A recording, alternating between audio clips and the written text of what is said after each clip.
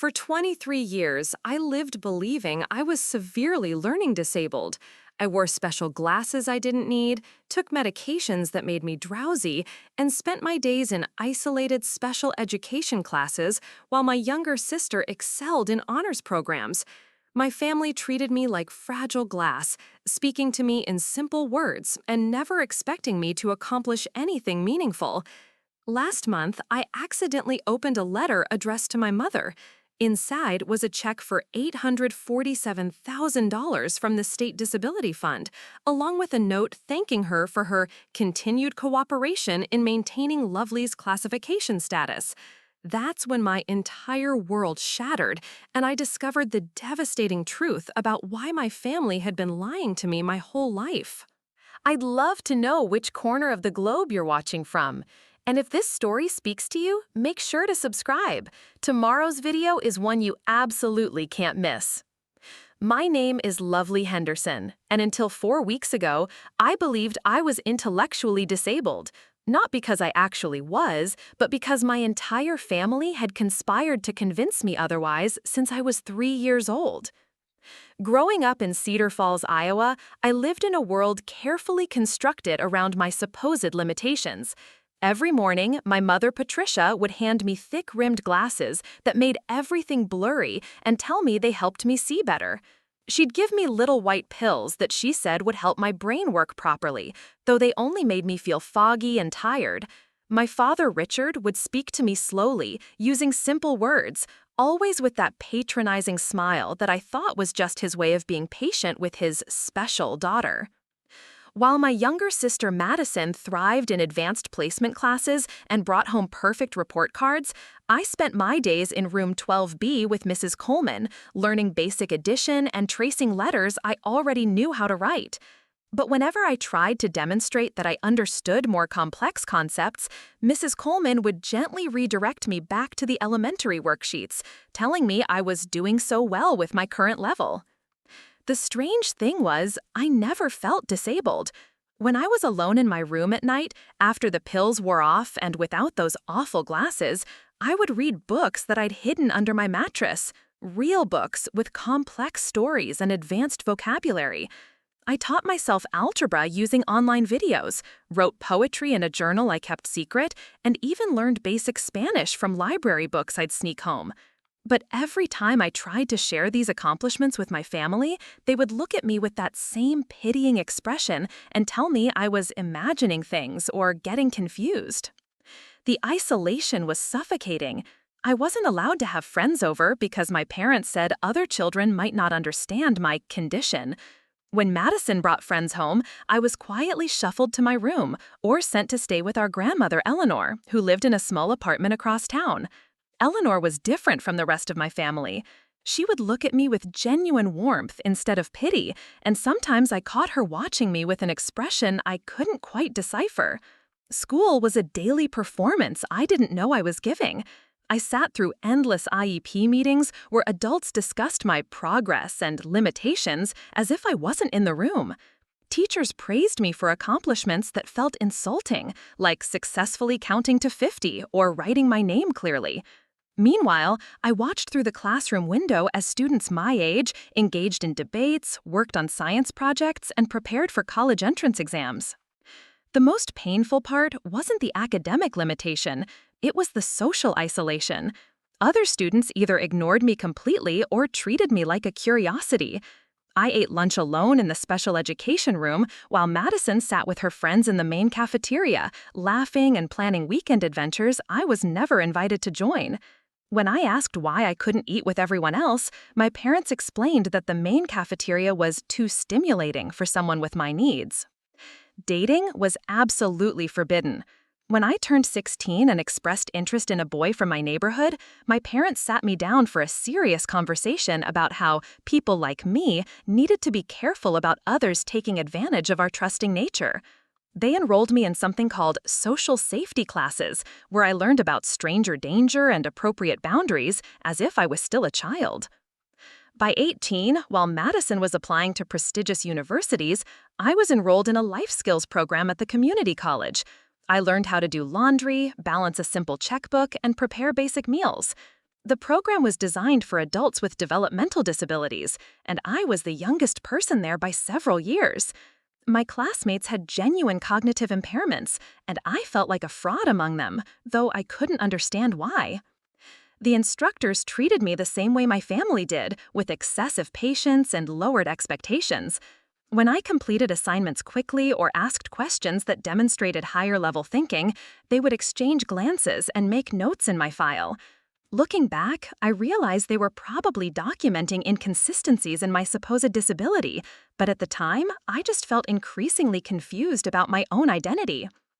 After graduating from the Life Skills program, I was set up with a job at Sunny Days Adult Day Center, where I helped supervise activities for elderly clients with dementia. It was there that I first began to question everything. Many of the clients, even in their confused states, would treat me as an equal.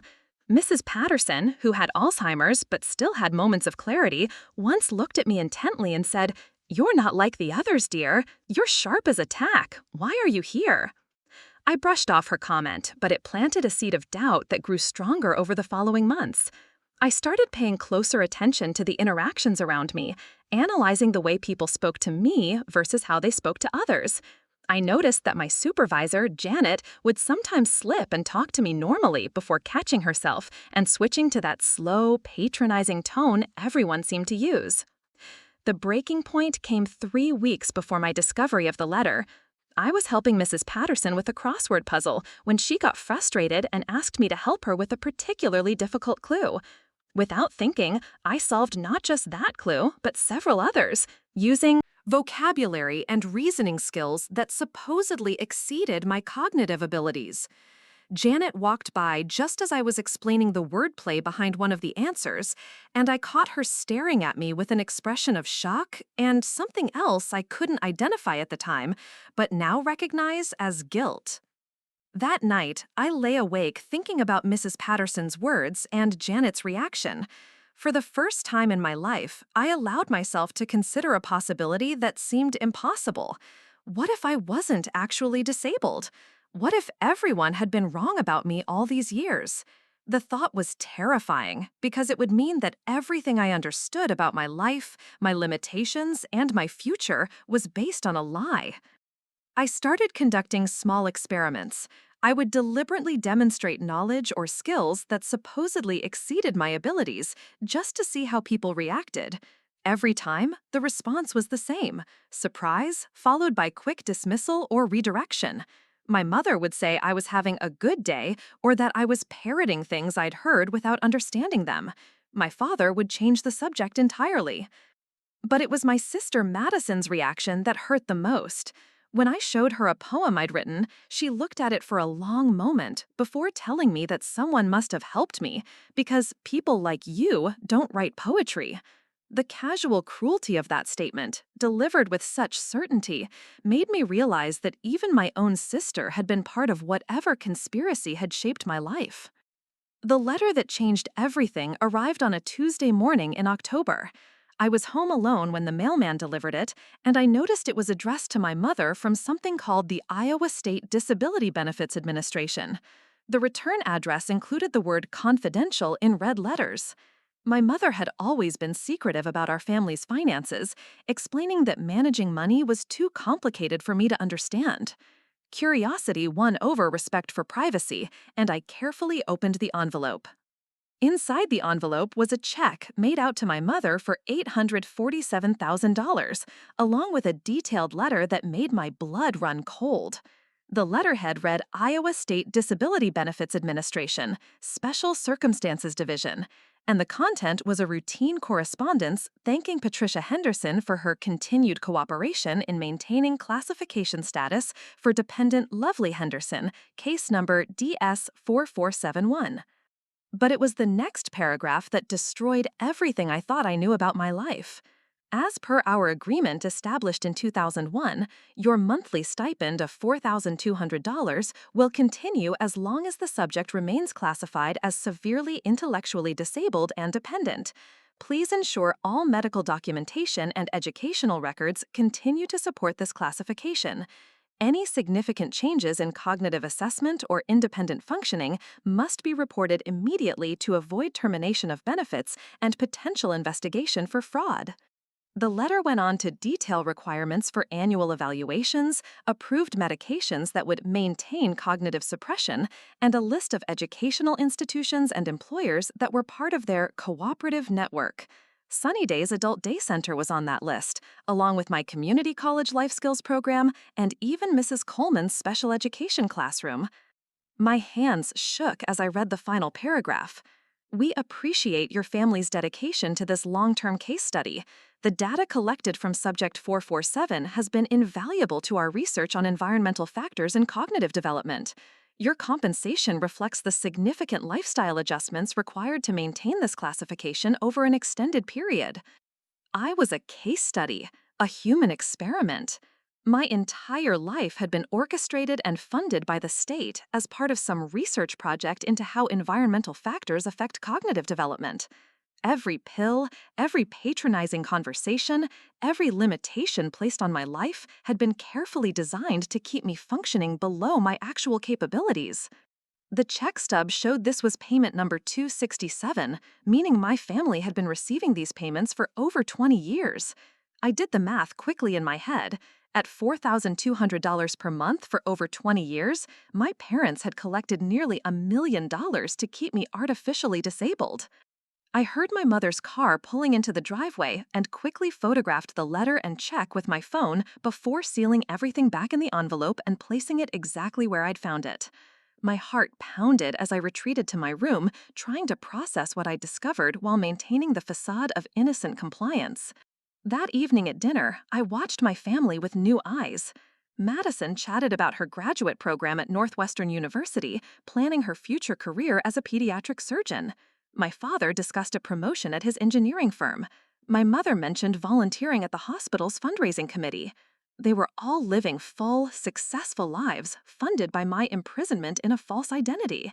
When my mother handed me my usual evening medication, I palmed the pills instead of swallowing them. For the first time in years, I would go to sleep with a completely clear mind. That night, I lay awake planning my next moves with a level of strategic thinking that would have shocked everyone who knew me.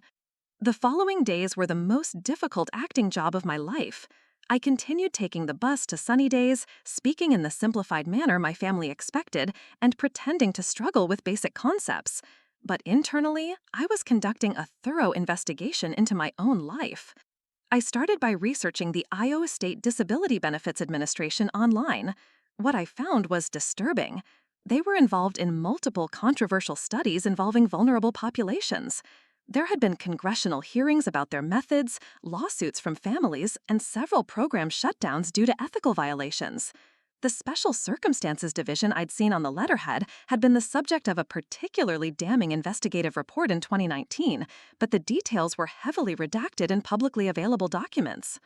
A lot of love and effort went into bringing this story to life. If you're enjoying it, we'd be so grateful if you'd subscribe to our channel. Now, back to where we left off. Using the case number from the letter, I was able to access some records through a Freedom of Information request. The documents revealed that I had been selected for this program at age 3 following a routine developmental screening that showed exceptionally high cognitive abilities.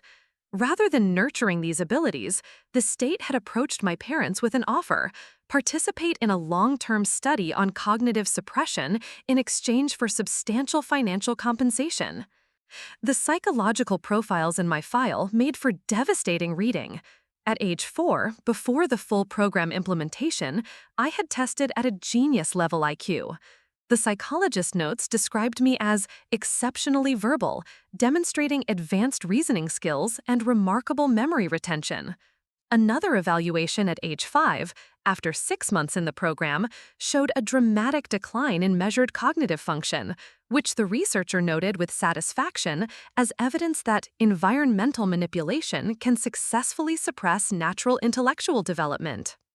The medication records were equally horrifying. I had been given a cocktail of drugs designed to impair memory formation, reduce attention span, and create a general cognitive fog. The prescribing psychiatrist, Dr. Margaret Thornfield, had noted that the dosages needed to be carefully calibrated to prevent permanent damage while maintaining the desired suppressive effects. Some of her notes expressed concern about long-term consequences, but these were dismissed by program administrators who reminded her that subjects' families had provided full informed consent. But the most damaging discovery was a series of progress reports written by various professionals involved in my care. These reports revealed that everyone, from my teachers to my doctors to my job supervisors, knew about my real abilities and were actively working to suppress them. Mrs. Coleman had written detailed observations about my attempts to demonstrate higher-level thinking, which she systematically discouraged per program guidelines. Even Janet at Sunny Days had been filing reports about my concerning displays of cognitive ability beyond classification parameters. The conspiracy involved dozens of people across multiple institutions, all bound by confidentiality agreements and motivated by research grants or direct payments. I wasn't just being deceived by my family, I was being actively suppressed by an entire network of professionals who had sworn oaths to help people like me. Armed with this information, I began planning my escape. But first, I needed to understand exactly how deep this deception went and what legal options I had. I couldn't simply confront my family without proof, and I couldn't trust any of the local institutions that had been part of the program. I started by discreetly contacting disability rights organizations outside of Iowa. I reached out to investigative journalists who had covered similar stories, and I began documenting everything I could remember about my treatment over the years. Most importantly, I started recording conversations with my family members, hoping to capture admissions that could be used as evidence. The hardest part was continuing to take the medication while building my case. I had learned to palm most of the pills, but I had to occasionally take some to avoid suspicion. On those days, the familiar fog would descend, and I would remember why I had never questioned my situation before. The drugs were incredibly effective at suppressing not just cognitive function, but also curiosity and self-advocacy. 3 weeks after my discovery, I felt ready to take action. I had contacted a civil rights attorney in Chicago who specialized in cases involving government abuse of disabled individuals. I had gathered extensive documentation of the program, recorded conversations with family members that revealed their knowledge of my real condition, and most importantly, I had begun the process of getting independent medical and psychological evaluations to prove my actual cognitive abilities. The attorney, Sarah Chen, had been initially skeptical when I first called her office, but after reviewing the documents I'd gathered, she became the first person in my adult life to treat me as an equal and acknowledge the horror of what had been done to me. She explained that I was potentially the victim of multiple federal crimes, including fraud, conspiracy, and what could be classified as a form of human trafficking. But before we could proceed with legal action, I needed to extract myself from the controlled environment that had shaped my entire existence. And that meant confronting my family with the truth and demanding answers about why they had chosen money over their own daughter's future. The confrontation I had been planning for weeks finally happened on a Thursday evening in November. I had spent the day gathering the last pieces of evidence I needed: medical records showing my real test scores from age 3, bank statements I'd managed to access showing the monthly deposits, and most importantly, a hidden camera I'd borrowed from a friend of Sarah Chen's. My parents were in the living room watching television when I walked in carrying a manila folder containing copies of everything I'd discovered. Madison was there too, home for a long weekend from Northwestern. For the first time in my life, I didn't ask permission to interrupt or wait for them to acknowledge me. I simply turned off the television and stood in front of them. "We need to talk," I said, using a tone and vocabulary they had never heard from me before. My mother's face immediately shifted to that familiar patronizing expression.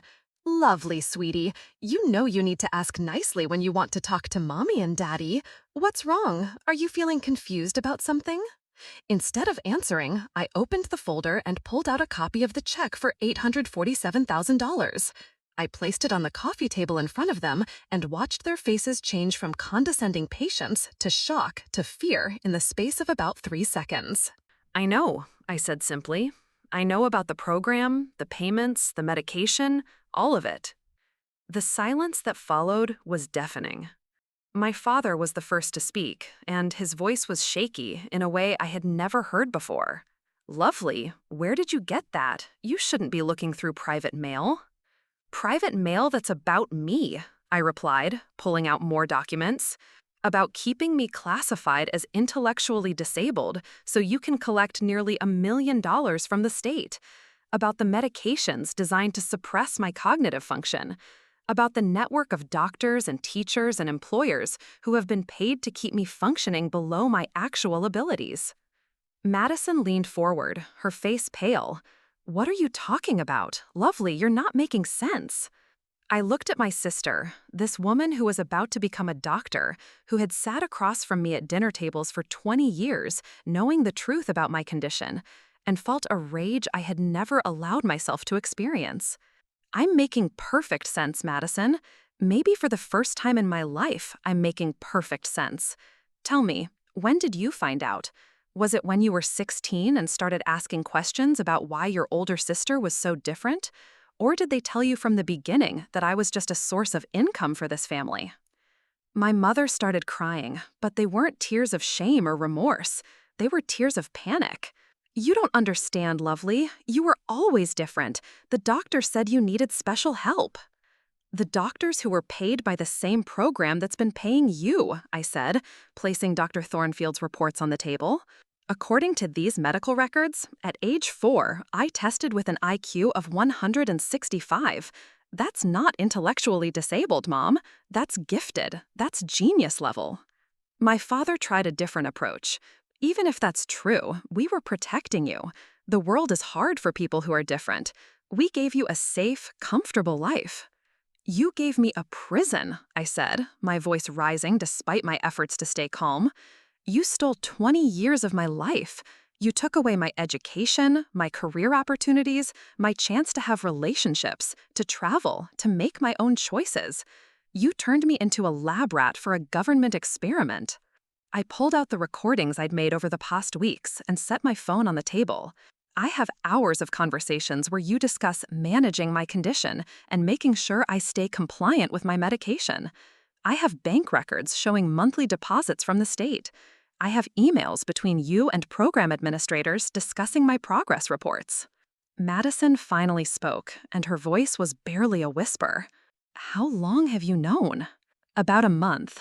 And in that month, I've learned more about myself and accomplished more independent thinking than I was allowed to do in the previous 23 years. I looked at each of them in turn.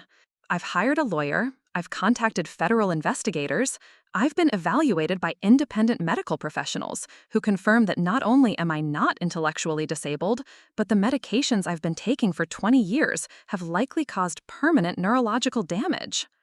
My mother's tears turned into sobs. We never meant to hurt you. The money was supposed to be for your future, for when we weren't here to take care of you anymore. The money was supposed to be for your future, I corrected. You renovated this house 3 times. You sent Madison to private school in Northwestern. Dad drives a BMW, and you vacation in Europe every summer. Meanwhile, I've been working at minimum wage supervising elderly people with dementia, believing that was the best I could ever do. My father stood up, and for a moment, I saw a flash of the anger he had always been careful to hide from his supposedly fragile daughter. You ungrateful little brat, do you have any idea what we sacrificed for you? What's it been like pretending all these years? That outburst told me everything I needed to know about his real feelings. I remained calm, but inside, I felt something break and heal at the same time. What you sacrificed? I asked. Dad, you sacrificed my entire life for money. You let researchers use me as a test subject. You watched me struggle with confusion and depression caused by medications I didn't need. And you sat through meetings where professionals discussed my limitations while knowing I was smarter than most of the people in the room. I pulled out the final document, the one that had been the hardest to obtain. My original psychological evaluation from age 3, before the program began. This report describes a 3-year-old who was reading at a 7th grade level, doing complex puzzles and asking questions about advanced scientific concepts.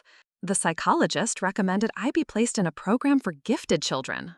Madison was reading over my shoulder, and I watched her face change as she saw the truth about who I really was, who I had always been. Instead, I continued, you enrolled me in a program designed to suppress those abilities. You turned a potentially brilliant contributor to society into a dependent adult who needed supervision to cross the street. My mother looked up at me with red, swollen eyes. What are you going to do now? Are you going to have us arrested? I had been dreading this question because I still wasn't sure of the answer. Despite everything they had done to me, they were still my family, the only family I had ever known. I don't know yet, I said honestly.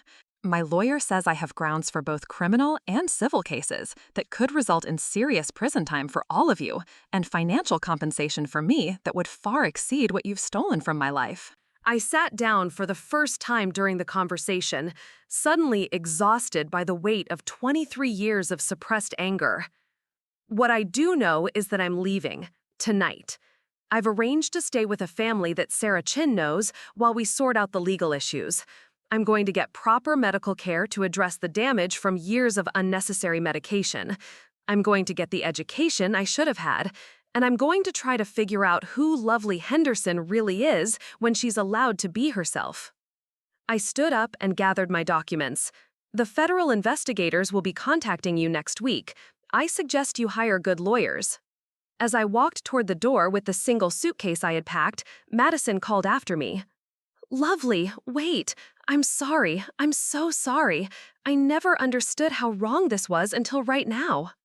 I turned back to look at my sister, this stranger who shared my DNA but had never really known me. The saddest part, Madison, is that you're about to become a doctor.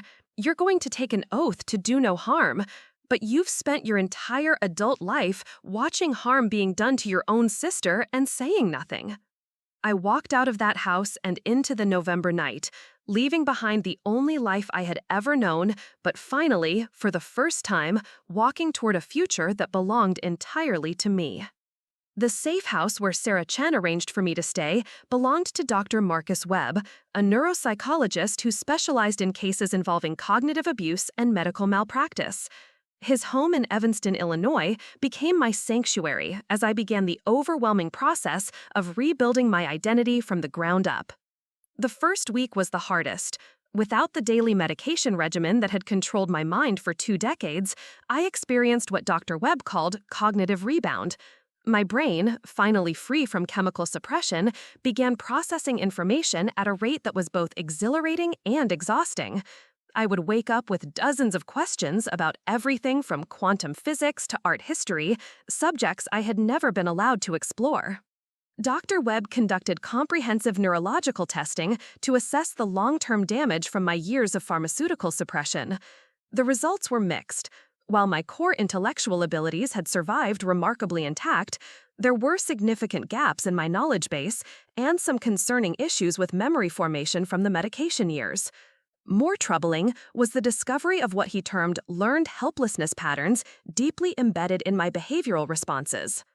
20 years of being told you can't do something creates neural pathways that are difficult to overcome, Dr. Webb explained as we reviewed my test results. Your IQ measures at 158, which confirms the childhood assessments, but your confidence and initiative scores are consistent with someone who has experienced prolonged psychological trauma.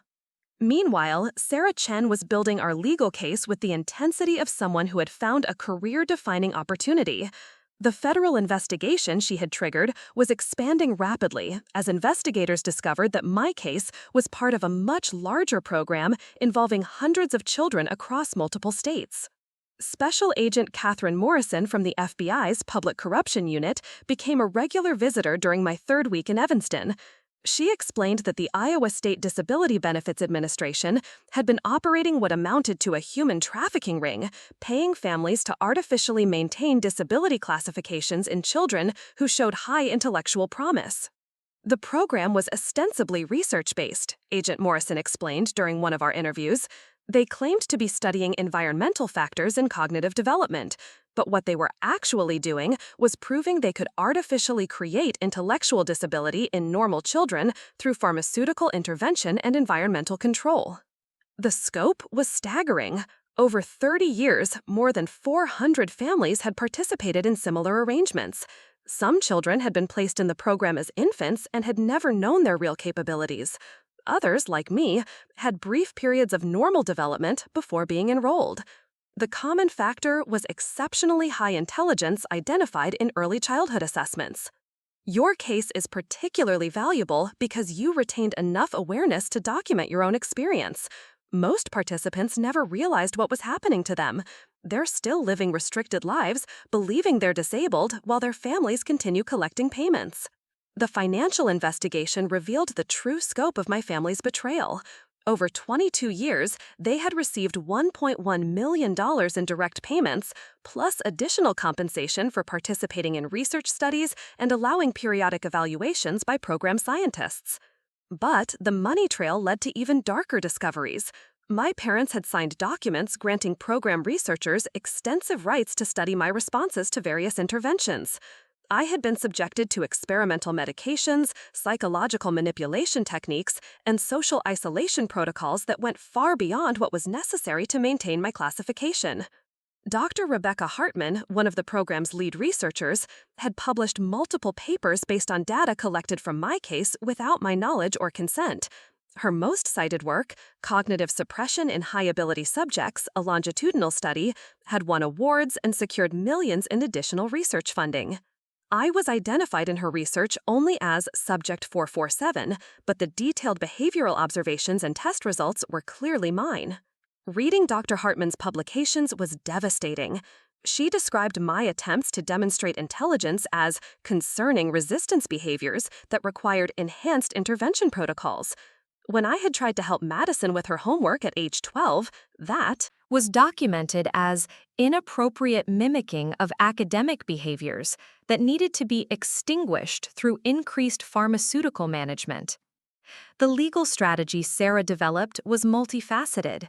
We were pursuing criminal charges against my parents for fraud and child endangerment, civil suits against the state agency and individual researchers for human rights violations, and a separate action against the pharmaceutical companies that had developed the cognitive suppression medications specifically for this program. But as our case gained media attention, unexpected allies emerged. Dr. Jennifer Costa, a former program researcher who had quit in protest years earlier, contacted Sarah's office with boxes of documents she had secretly copied before leaving. Her materials included internal communications that showed program administrators knew they were causing permanent psychological damage to participants. I tried to blow the whistle in 2008, Dr. Costa told us during a video conference. I was ignored by my superiors and eventually forced out when I refused to continue falsifying psychological evaluations. I've been waiting 15 years for someone to finally expose this program. Her documents included disturbing details about other subjects who had not fared as well as I had. Several participants had suffered complete psychological breaks when their suppression protocols were adjusted too aggressively. Others had committed suicide after developing severe depression from years of pharmaceutical manipulation. The program had covered up these casualties by classifying them as expected outcomes in vulnerable populations. As winter progressed, I threw myself into recovering the education I had been denied. Dr. Webb arranged for me to audit courses at Northwestern University, where I discovered a hunger for learning that was almost overwhelming. I enrolled in advanced mathematics, molecular biology, philosophy, and comparative literature, often taking detailed notes until my hand cramped. My professors, who knew nothing about my background, were consistently impressed by my analytical abilities and unique perspectives. Dr. Sarah Yamamoto, who taught my molecular biology course, invited me to assist with her graduate-level research on genetic factors in cognitive development. The irony was not lost on me that I was studying the same field that had been used to justify my abuse. But the most significant development came when Agent Morrison's team located other program survivors. Through social media outreach and coordination with disability rights organizations, they identified 17 other former participants who had discovered the truth about their situations. Meeting these survivors was both heartbreaking and empowering. Thomas Chen from Minnesota had been in the program from infancy and only learned the truth when his parents died in a car accident and he discovered program documents among their papers. Maria Santos from Wisconsin had figured it out when she accidentally received medical records showing her real IQ scores. Each story was unique, but the patterns of family betrayal, institutional complicity, and stolen potential were horrifyingly consistent. Together, we formed what media outlets began calling the lost generation, exceptionally intelligent individuals who had been systematically prevented from reaching their potential for the financial benefit of their families and the research interests of government scientists. The class action lawsuit that emerged from our collective case became the largest human rights violation case in the history of American disability law. But more than the legal victory, connecting with other survivors gave me something I had never had before: a community of people who understood exactly what I had experienced. As spring arrived, I realized that the girl who had walked out of her family's house in Cedar Falls 6 months earlier no longer existed. In her place was a woman who was finally beginning to understand her own capabilities and, more importantly, her own worth.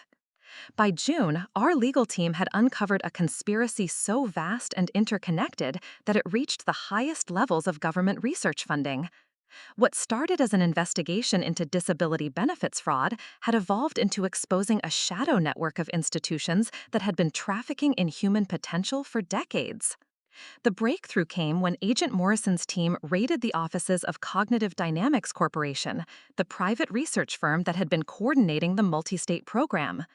Hidden in their encrypted servers were detailed records of what they internally called Project Tabula Rasa, a systematic effort to study whether exceptional intelligence could be artificially suppressed and later restored. Dr. Amanda Sterling, Cognitive Dynamics' former chief scientist, agreed to cooperate with federal investigators in exchange for immunity. Her testimony revealed that the program had been funded by a consortium of government agencies, pharmaceutical companies, and private foundations, with interests ranging from military applications to educational policy research. The initial hypothesis was academically sound, Dr. Sterling explained during her deposition. We wanted to understand the environmental factors that contribute to intellectual development. But somewhere around 2005, the focus shifted from research to application. Certain parties became interested in whether we could create controllable populations of highly intelligent individuals. The military applications were particularly chilling. Internal documents showed that the Department of Defense had been interested in developing methods to temporarily suppress the cognitive abilities of captured enemy personnel during interrogation. The program's success with long-term suppression in civilian subjects had attracted attention from intelligence agencies looking for more subtle forms of psychological warfare. But it was the educational policy implications that shocked me most. Several prominent education reformers and standardized testing companies had funded research into cognitive suppression as a way to study baseline learning abilities without the confounding factors of exceptional intelligence. They wanted to understand how average students learned by artificially creating cohorts of average students from gifted children. My case had been particularly valuable to researchers because I had been suppressed during critical developmental periods while maintaining enough awareness to provide detailed self-reporting. Dr. Hartman's team had been studying whether my recovery would be complete or if permanent limitations had been created by missing key educational milestones during childhood. The discovery of a sister program called Project Prometheus revealed an even darker purpose. While Tabula Rasa focused on suppressing intelligence, Prometheus was attempting to artificially enhance cognitive abilities in children with average IQs. Both programs were designed to prove that intelligence was entirely malleable through pharmaceutical and environmental intervention. Prometheus subjects had been given experimental nootropic drugs and intensive educational stimulation from infancy. The results had been catastrophic: severe neurological damage, psychotic episodes, and several deaths from brain hemorrhages caused by overstimulation. The program had been quietly shut down in 2018, but not before causing irreparable harm to dozens of children. Thomas Chen, one of the survivors I had met, made a disturbing connection during one of our group therapy sessions. His younger brother David had died at age 14 from what their parents had described as a rare brain tumor. But Thomas remembered David having been exceptionally smart as a young child before becoming increasingly unstable and violent. Agent Morrison's investigation confirmed Thomas's suspicions. David Chen had been enrolled in Project Prometheus at the same time Thomas was being suppressed through tabula rasa. The researchers had been using siblings as control subjects, enhancing one child while suppressing the other to compare outcomes. They were treating us like laboratory animals, Thomas said during a press conference we held to announce the expanded lawsuit. They separated us into experimental groups and manipulated our brain chemistry to see what would happen. My brother died because they turned his mind into a weapon against itself. As more survivors came forward, we discovered that the program had specifically targeted families with multiple children. In almost every case, one child was enrolled in suppression protocols, while siblings were either left alone as controls or, in some cases, placed in enhancement programs. The researchers had been conducting comparative studies on genetic versus environmental factors in intelligence using members of the same family. My sister Madison had not been randomly spared from the program. According to documents we obtained, she had been designated as my control subject, allowed to develop normally so researchers could compare our outcomes and isolate the effects of pharmaceutical suppression from genetic factors. Her excellence in school hadn't been natural talent overcoming difficult circumstances. It had been the expected result of normal development occurring alongside my artificially induced limitations. This revelation devastated me more than any of the previous discoveries. Madison's success, her opportunities, even her sense of superiority over me had all been orchestrated. She had been as much a tool in the experiment as I had been, just positioned on the opposite end of the manipulation. The legal proceedings accelerated as media attention intensified. Congressional hearings were announced, and families across the country began questioning whether their children's diagnoses and treatments were legitimate. Several major medical institutions were forced to review decades of disability assessments after it was revealed that program-affiliated doctors had been systematically misdiagnosing gifted children. Dr. Thornfield, the psychiatrist who had prescribed my cognitive suppression medications, was arrested on multiple counts of medical malpractice and conspiracy. During her trial, she testified that she had initially believed she was participating in legitimate research designed to help children with severe behavioral problems. But as the program evolved, she realized she was being asked to chemically lobotomize healthy children. I tried to reduce the dosages several times, she sobbed during her testimony, but program administrators threatened to destroy my career if I didn't maintain the prescribed protocols. They said the research was too important to be compromised by individual ethical concerns. Her medical license was permanently revoked, and she was sentenced to 15 years in federal prison. But her testimony provided crucial evidence about the coercive methods used to maintain compliance among participating professionals.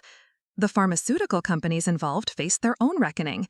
Internal emails revealed that executives at Nexus Pharmaceuticals had known their cognitive suppression drugs could cause permanent neurological damage, but had continued production because of the lucrative government contracts. The FDA launched a comprehensive review of all drugs that had been developed specifically for the program. But perhaps the most shocking revelation came when we discovered that the program had been inspired by historical precedents. Dr. Sterling's testimony revealed that Project Tabula Rasa had been modeled on Nazi medical experiments and Soviet psychiatric abuse programs. The researchers had studied methods used by totalitarian regimes to control intellectual dissidents and had adapted these techniques for use on American children. The goal was never just research, Dr. Sterling explained. Certain people in power were concerned about what they called cognitive inequality, the fact that some people are naturally much smarter than others. They wanted to develop methods to level the playing field, either by suppressing exceptional abilities or artificially enhancing average ones. As autumn arrived, I found myself testifying before a Senate subcommittee investigating government-funded human experimentation. Sitting at the witness table, addressing lawmakers who had the power to ensure this never happened again, I realized how far I had come from the confused young woman who had stumbled across a check 9 months earlier. "Senators," I said, concluding my prepared testimony, "I stand before you not as a victim, but as evidence of human resilience. They tried to steal my mind, but they could not steal my soul. However, for every survivor like me who escaped this program, there are dozens more who may never discover what was done to them. Our responsibility is not just to seek justice for past crimes, but to ensure that no child ever again becomes a test subject in their own family's home. The committee room was silent as I finished speaking, but I could see in their faces that they understood the magnitude of what we had uncovered. The question now was whether they would have the courage to expose everyone involved, even if it reached the highest levels of government. 3 weeks after my congressional testimony, I received an unexpected phone call from Madison. It was the first time we had spoken since I left our family home nearly a year earlier. Her voice was shaky, barely recognizable as belonging to the confident medical student I had once known. "Lovely, I need to see you," she said. "There's something I have to tell you that changes everything." We arranged to meet at a coffee shop in downtown Chicago, neutral territory, where neither of us had history. When I arrived, I barely recognized my sister. The polished, successful facade had crumbled, replaced by someone who looked haunted and sleep-deprived. Her hands trembled as she clutched her coffee cup. "I've been watching the news coverage of your case," she began, "reading the court documents, the testimonies. I thought I knew what our parents had done to you, but I was wrong. I was so wrong about everything." Madison reached into her purse and pulled out a thick envelope, similar to the one that had changed my life months earlier. But this one was addressed to her, dated just 3 days after I had left home. "This came from the program administrators," she said, sliding it across the table. "They were panicking after you exposed everything. They sent this to all the control subjects, trying to get us to sign new confidentiality agreements." The letter was a desperate attempt to contain the damage from our lawsuit, but more importantly, it contained detailed information about Madison's role in the experiment that she had never known before. She hadn't just been my control subject, she had been actively manipulated to enhance the contrast between our cognitive abilities. "They gave me drugs too," she whispered, tears streaming down her face. "Not to suppress my intelligence, but to enhance it. Starting when I was 5 years old, I was taking experimental nootropics disguised as vitamins. Everything I thought was my natural ability, my hard work, my success, it was all artificial." The documents revealed that Madison had been enrolled in a modified version of Project Prometheus, designed to create enhanced control subjects for comparison with suppressed siblings. Her exceptional academic performance hadn't been natural talent, it had been the result of cognitive enhancement drugs that artificially boosted memory formation, attention span, and analytical thinking. "They gave me drugs too," she whispered, tears streaming down her face. "Not to suppress my intelligence, but to enhance it. Starting when I was 5 years old, I was taking experimental nootropics disguised as vitamins. Everything I thought was my natural ability, my hard work, my success, it was all artificial." The documents revealed that Madison had been enrolled in a modified version of Project Prometheus, designed to create enhanced control subjects for comparison with suppressed siblings. Her exceptional academic performance hadn't been natural talent, it had been the result of cognitive enhancement drugs that artificially boosted memory formation, attention span, and analytical thinking. "I've been experiencing withdrawal symptoms since I found out," she continued. "Severe headaches, memory problems, difficulty concentrating. My professors at Northwestern have noticed the decline in my performance. I'm failing classes I used to ace without effort." The revelation recontextualized everything about our childhood dynamic. The researchers had deliberately created an extreme contrast between us, maximally suppressing my abilities while artificially enhancing hers. Our parents had been complicit in experimenting on both their daughters, sacrificing our authentic selves for financial gain and research objectives. Madison's confession opened a new avenue for our legal team. The enhancement protocols had been even more experimental than the suppression methods, involving untested combinations of drugs that were causing severe long-term health effects in participants. Several former Prometheus subjects had developed early-onset dementia in their 20s as their artificially enhanced neural pathways began deteriorating. More disturbing was the discovery that the enhancement and suppression programs had been designed to interact with each other psychologically. The researchers had hypothesized that suppressed subjects would be more compliant if they had successful siblings to compare themselves against. while enhanced subjects would be more cooperative if they had disabled siblings to motivate their continued participation. They turned us into weapons against each other, Madison said during one of our family therapy sessions with Dr. Webb. Every time I succeeded, it was designed to make you feel worse about yourself. Every time you struggled, it was supposed to make me feel grateful for my advantages. Our parents, meanwhile, had been indicted on federal charges and were awaiting trial. My father had pled guilty to conspiracy and fraud charges in exchange for testifying against higher-level program administrators. My mother was maintaining her innocence, claiming she had believed she was helping both her daughters by participating in legitimate medical research. The trial became a media sensation when it was revealed that our case was connected to a broader investigation into government-funded human experimentation programs dating back to the 1950s. Agent Morrison's team had discovered that Project Tabula Rasa was just the latest iteration of psychological manipulation research that had been conducted on unwitting American citizens for decades. Dr. Vincent Carmichael, the program's original architect, was extradited from Switzerland, where he had been living in exile since the investigation began. His testimony revealed that the cognitive manipulation programs had been developed as domestic applications of psychological warfare techniques, originally designed for use against enemy populations. The beauty of the family-based model, Dr. Carmichael explained during his deposition, was that it provided perfect cover for long-term experimentation. Parents became our research assistants, ensuring compliance and maintaining cover stories. The financial incentives aligned their interests with our research objectives. The scope of the program was staggering. Over 40 years, more than 2,000 children across all 50 states had been enrolled in various versions of cognitive manipulation experiments. Some had been suppressed, like me, others enhanced, like Madison, and still others had been subjected to alternating cycles of enhancement and suppression to study the effects of cognitive instability. The class action lawsuit eventually included 847 survivors and family members, making it the largest human rights settlement in American legal history. The federal government agreed to pay $3.2 billion in damages, with individual settlements ranging from $2 million to $8 million, depending on the duration and severity of manipulation. But the money, while providing financial security and access to specialized medical care, couldn't restore the decades of lost potential. Many survivors struggled with identity issues, wondering who they might have been without the artificial manipulation of their cognitive abilities. Support groups formed across the country as we worked together to rebuild our sense of self. I used my settlement to establish the Cognitive Freedom Foundation, a nonprofit organization dedicated to preventing government and institutional abuse of children in research settings. We lobbied for stronger oversight of pediatric research, mandatory independent advocacy for child subjects, and criminal penalties for researchers who knowingly harm children.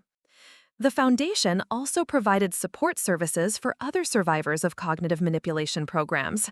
We discovered that our case had opened the floodgates for similar revelations worldwide, with survivors coming forward in Canada, Australia, and several European countries where related programs had been operating.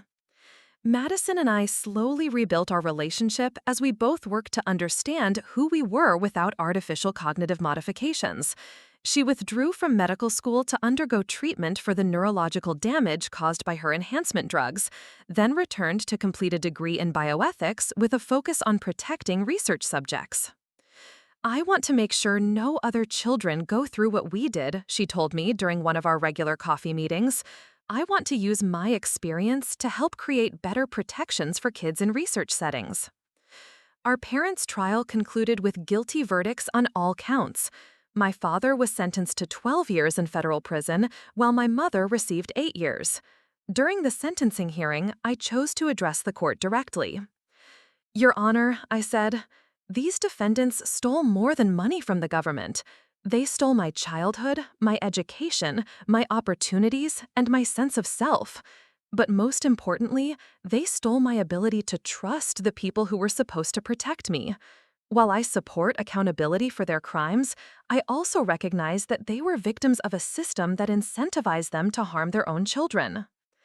2 years after discovering that letter, I was finishing my bachelor's degree in neuroscience at Northwestern University, the same institution where Madison had once studied medicine with an artificially enhanced brain.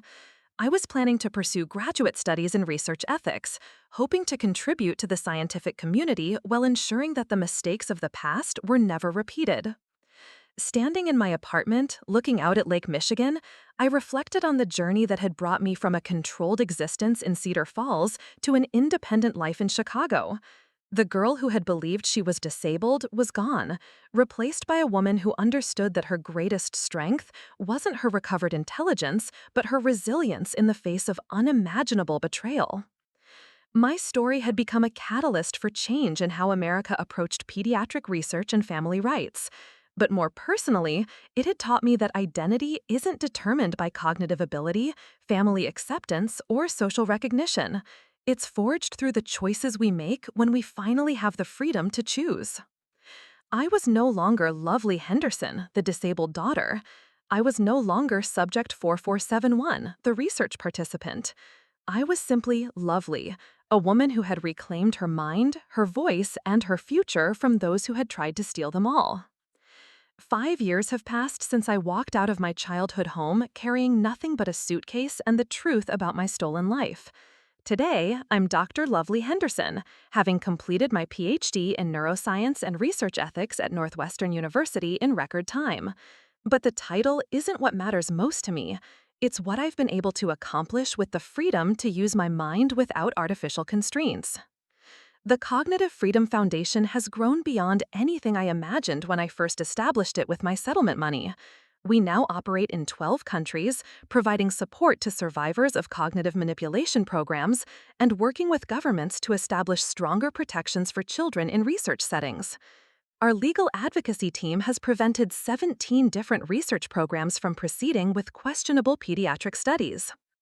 Last month, we opened the Henderson Institute for Cognitive Justice in Geneva, Switzerland, ironically, the same country where Dr. Carmichael had tried to hide from prosecution.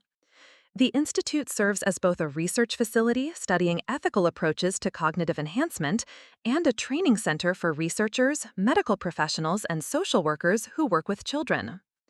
The survivors from our original case have pursued remarkably diverse paths. Thomas Chen became an investigative journalist, using his experience to expose institutional abuse worldwide. Maria Santos earned her law degree and now specializes in disability rights cases. Several others have chosen to remain private, focusing on healing and rebuilding their personal lives away from public attention. But perhaps the most unexpected development has been the emergence of a new generation of young people who have heard our story and dedicated themselves to protecting others. Emily Rodriguez, a freshman at MIT, started a student organization that monitors university research involving minors after learning about our case in her ethics class. Her group has already identified and reported 3 questionable studies that were using coercive methods to recruit young participants. The legal ramifications of our case continue to reverberate through the research community. The Cognitive Experimentation Prevention Act, which I helped draft and lobby for, passed Congress with overwhelming bipartisan support. The law requires independent advocates for all children in federally funded research, mandates full disclosure of any cognitive interventions, and establishes criminal penalties for researchers who deceive families about the nature of their studies. Madison and I have developed an unexpectedly strong relationship as we've both healed from our shared trauma. She completed her bioethics degree and now works as a research oversight coordinator at Johns Hopkins, reviewing pediatric studies for ethical compliance. Her experience with cognitive enhancement has given her unique insights into the subtle ways researchers can manipulate both subjects and their families. "We're like 2 sides of the same damaged coin," she told me recently during one of our monthly dinners. But maybe that damage is what makes us useful in preventing it from happening to others. Our parents were released from federal prison last year after serving their full sentences. The experience had aged them dramatically, and they emerged to find that their former community in Cedar Falls wanted nothing to do with them. Local news coverage of their crimes had made them pariahs in the town where they had once been respected members of society. My father reached out to me 6 months ago, asking if we could meet. I agreed, more out of curiosity than any desire for reconciliation. He looked 20 years older than when I had last seen him, his hair completely gray, and his confident demeanor replaced by obvious shame and regret. "I know I don't deserve your forgiveness," he said as we sat in a small diner outside Des Moines. "I've had 4 years in prison to think about what we did to you and Madison. The money seemed so important at the time, but now I realize we sold our daughter's souls for financial security." I listened as he attempted to explain their decision-making process, how the program administrators had gradually escalated their commitment through a series of small compromises. They had started with simple behavioral observations, then agreed to mild cognitive interventions, and eventually found themselves trapped in a system that required increasingly severe manipulation to maintain their financial benefits. "The worst part," he continued, "is that we convinced ourselves we were protecting you. They told us that without the program, your exceptional intelligence would make you a target for exploitation. They said suppressing your abilities temporarily would give you a normal, happy childhood."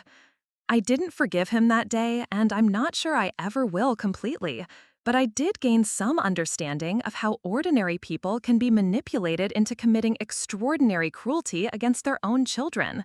The program administrators had been skilled at exploiting parental fears and financial pressures to secure compliance.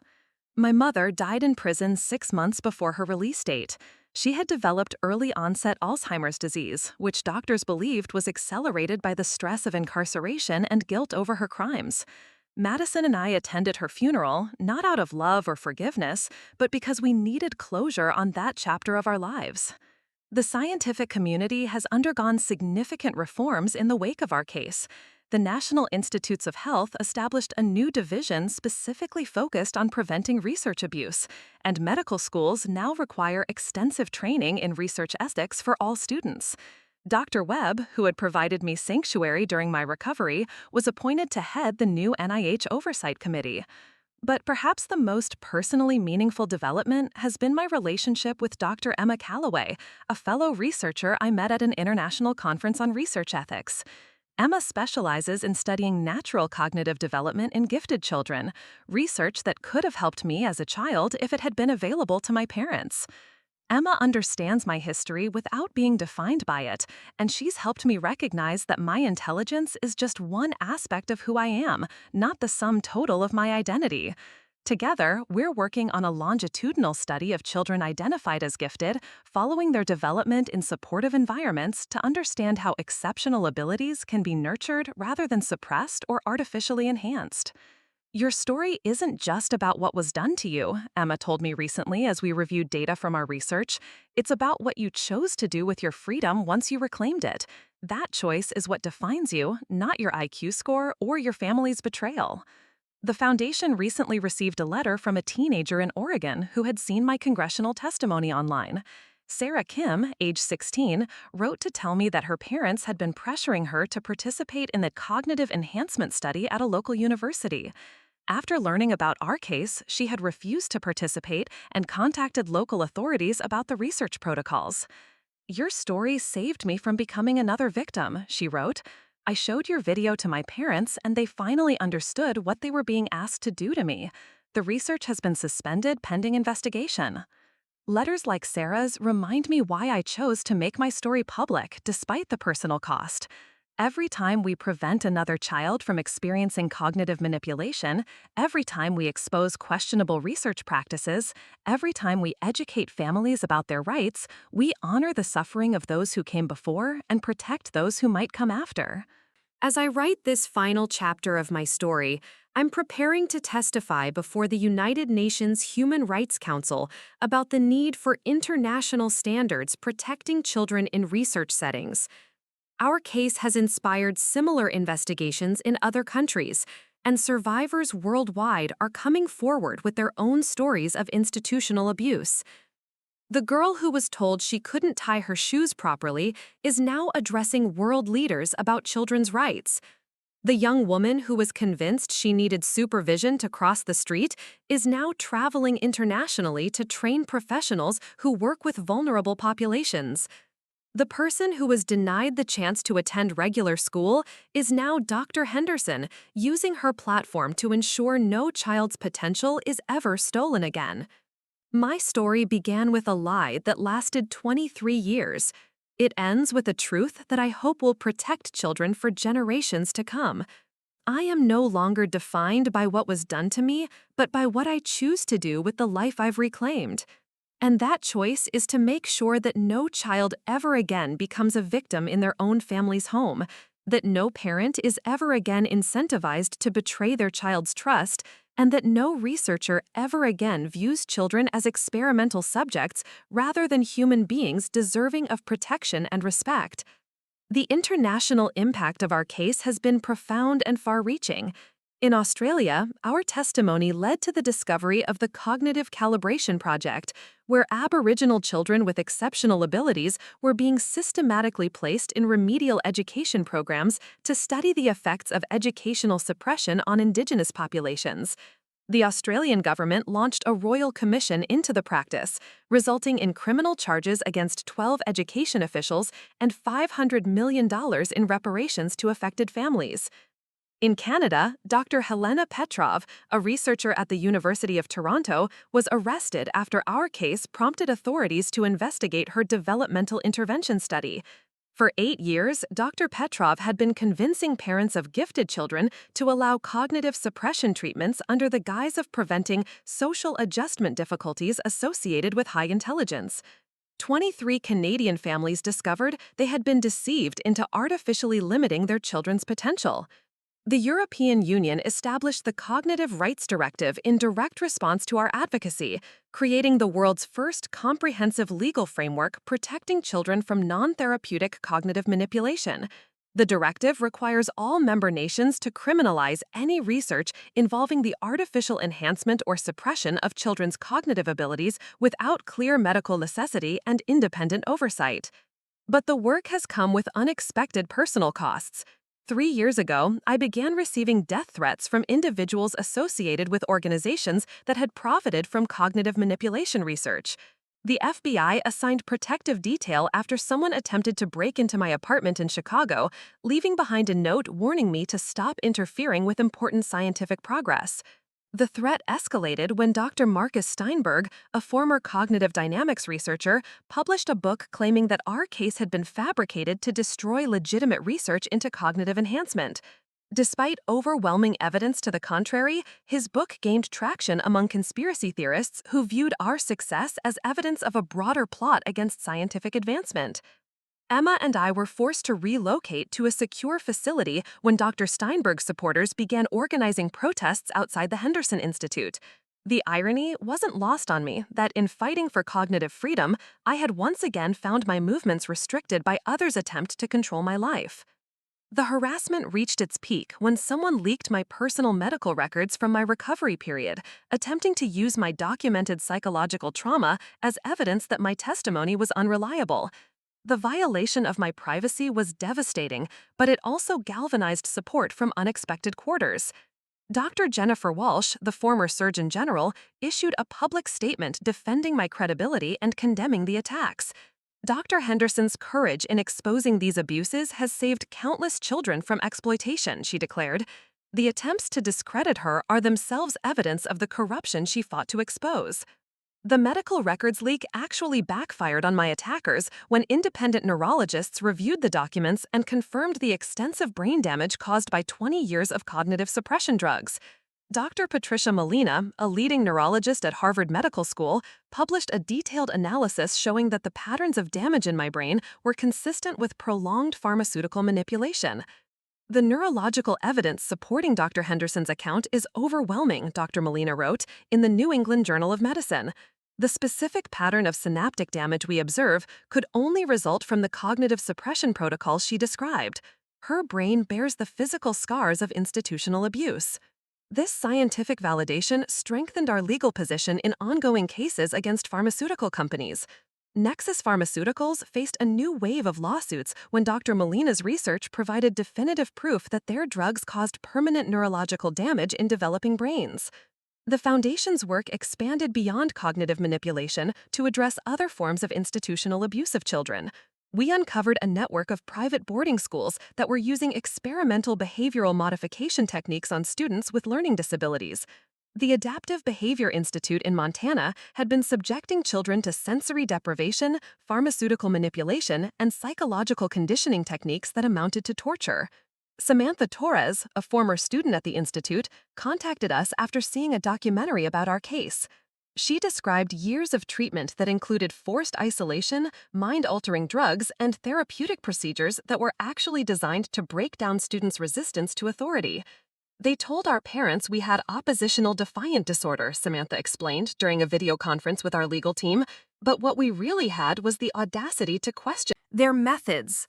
They systematically destroyed our ability to think critically or advocate for ourselves. The institute had been operating for 15 years, affecting over 300 children from wealthy families who were willing to pay substantial fees to have their difficult children made more compliant. Our investigation revealed that the facility was conducting research for the same government agencies that had funded Project Tabula Rasa.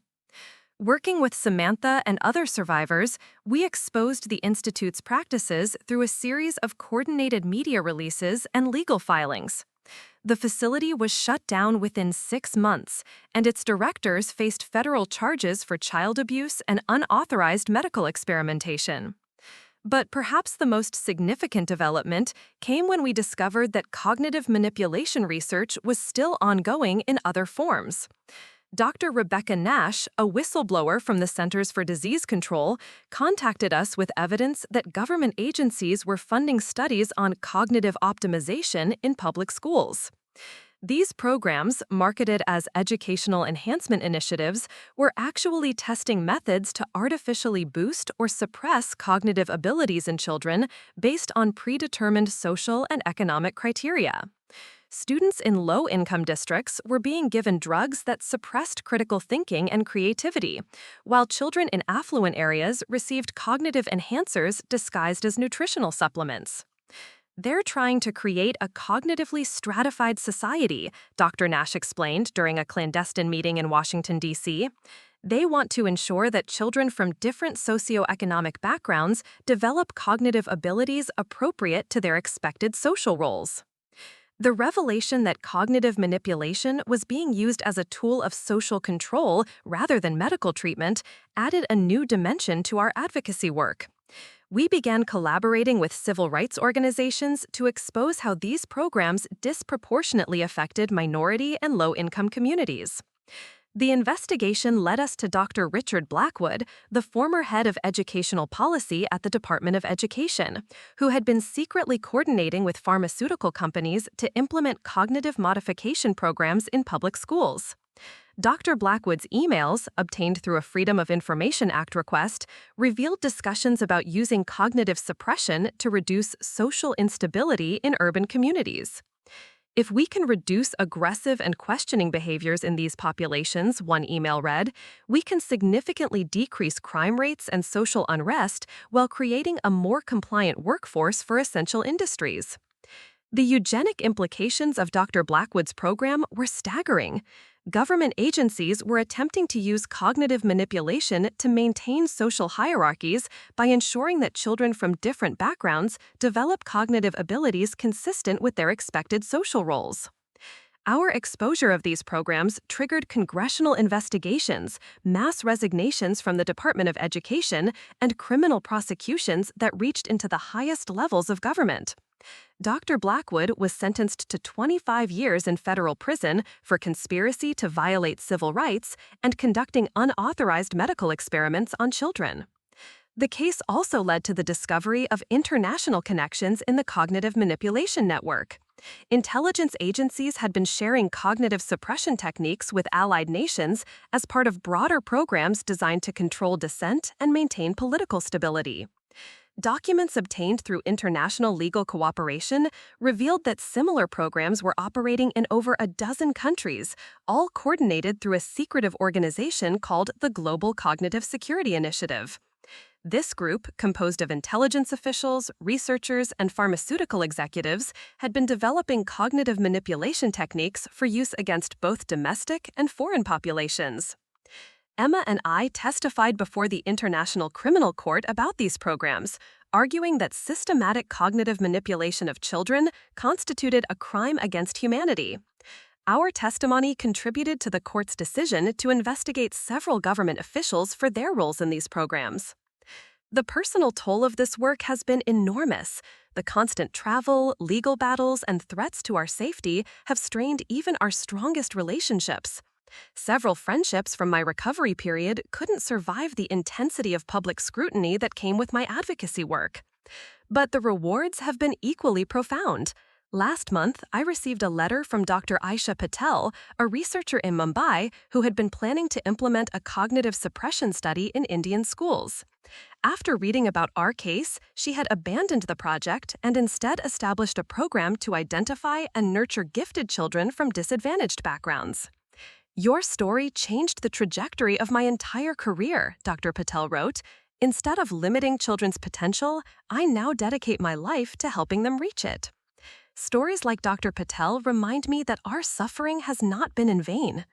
Every researcher who chooses ethics over profit, every parent who questions suspicious medical recommendations, every child who grows up free from artificial cognitive limitations represents a victory against the forces that tried to destroy us. As I prepare for my upcoming testimony before the World Health Organization about establishing global standards for pediatric research, I reflect on how far we've come and how far we still have to go. The networks of corruption and abuse we've exposed represent just the tip of an iceberg that extends into institutions and organizations worldwide. But I'm no longer the confused young woman who discovered a hidden letter 5 years ago. I'm Dr. Lovely Henderson, and I have an army of survivors, advocates, and ethical professionals fighting alongside me.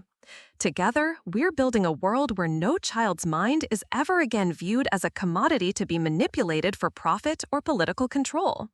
This is my story, but more importantly, it's a warning, a call to action, and a promise that those of us who survived will never stop fighting to protect those who come after us. Looking for more? We've got 2 amazing stories ready for you right on screen. If this one touched you, these are absolutely worth your time. Click to watch them now. And hey, subscribe and hit that bell to never miss our latest uploads.